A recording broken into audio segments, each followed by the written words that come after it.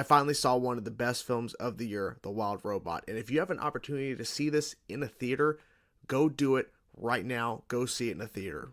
I think one of the best things about this film is that I was unaware of it until a few weeks ago. I had heard about this thing called Wild Robot something, but I wasn't really aware and didn't see anything until I saw that first teaser, and I was blown away. I didn't see an official trailer or the final trailer.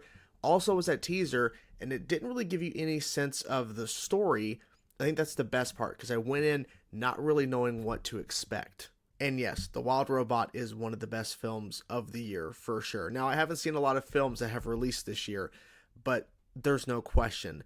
The quality, the animation, the story is so good.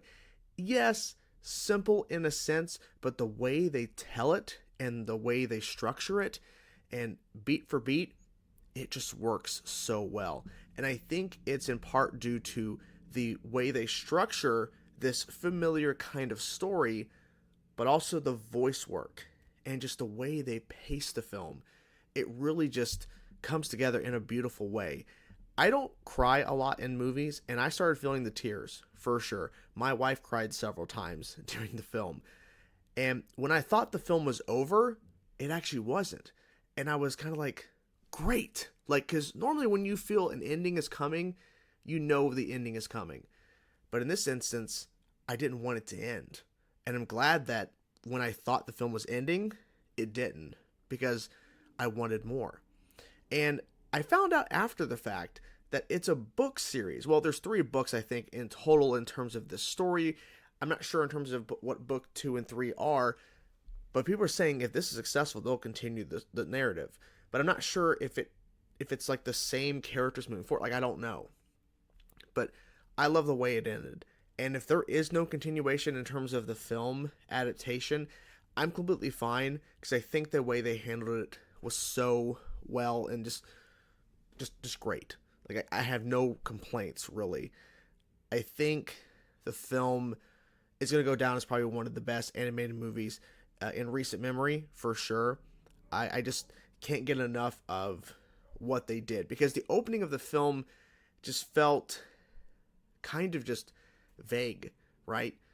And you didn't know where it was going. Like, for me, like I said, I didn't see any of the later trailers. All I saw was that teaser, so I had no clue where this was going. And I love where it ended up. And I think that's the best thing. Now, maybe this is telling me, hey, maybe don't watch too many trailers for things, but I still enjoyed the hell out of this thing. I just couldn't get enough of it. So I think in this instance, not seeing anything benefited my experience. If I would have seen the later trailers, which I still have yet to see them, because there's no point now, I've already seen the movie, but I wonder if those later trailers gave anything away, or if they made it to the point where going in, I had more of a different expectation.